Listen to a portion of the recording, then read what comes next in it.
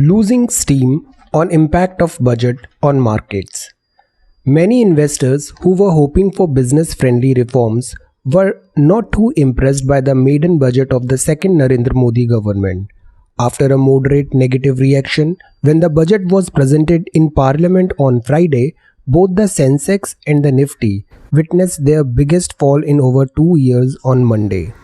The Sensex incurred a huge loss of 792 points, while the Nifty shed about 250 points. Sectors such as banking, automobiles, and power were the worst hit, each witnessing a loss of over 3%.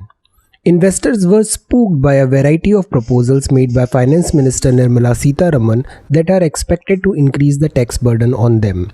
These include the proposal to increase long-term capital gains tax on foreign portfolio investors and to tax the buyback of shares by companies at 20%. The negative signal sent by the increased surcharge on people earning over Rs 2 crore a year also weighed on market. The tax on the super rich is unlikely to make much of a difference to the government's fiscal position. However, it does damage the image of the present government as a pro-business one and can affect fund flow into the country if the wealthy prefers to move to other countries.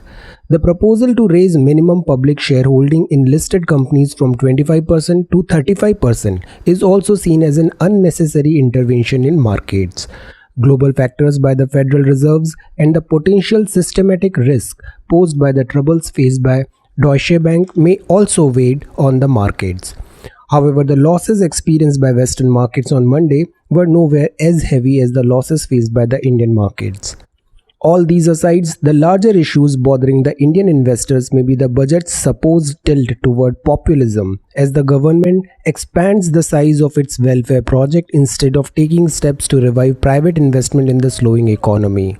Apart from few words from the finance minister on simplifying labor laws and relieving startup investors from the regressive angel tax, the budget was largely bereft of any major structural reforms that could instill confidence among investors.